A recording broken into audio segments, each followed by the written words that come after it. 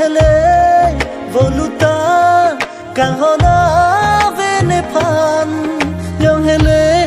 voluta kang hona vene phan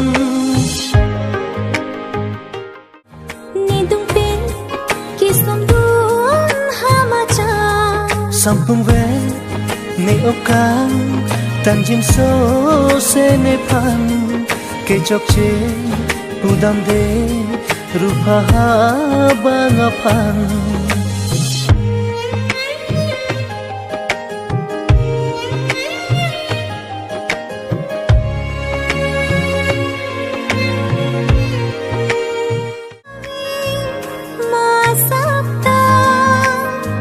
sa me pi bab non the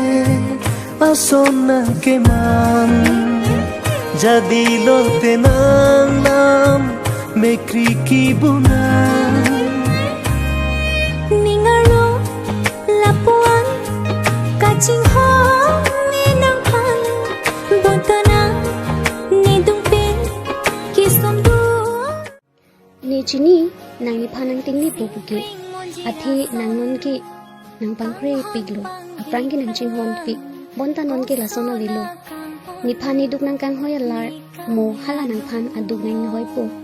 mo hala su hu nang ta ning chi oi po itum kal dia khai tum pu la pu hen lo ma ho chi hing khai eson son ke kai ta du vek lo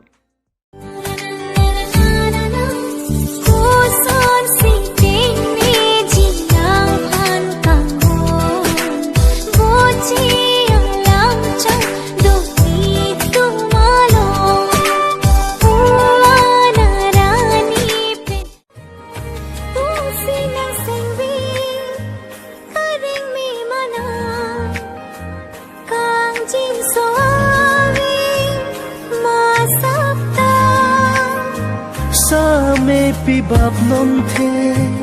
asona ke man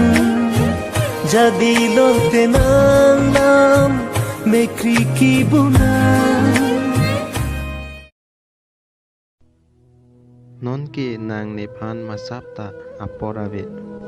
jong hele phone nang kolta receive se jong hele message nang pita reply ave kupi apolo aporisido nang ne phan kaita nang kol nang chingki long lete nang ning je pathi se bonta non ke kupi apolo ni nang phan nang ching hon ong apolo athe ning ka chang along ke lapulo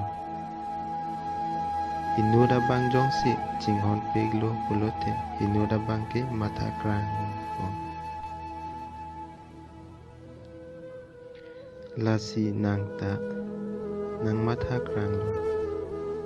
bonta nang mo arni si ke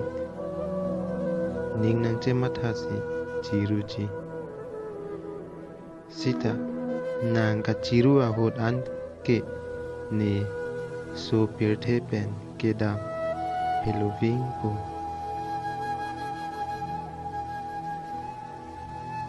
lapen nang Nephan so pirthe long matsi nang thek long le de chi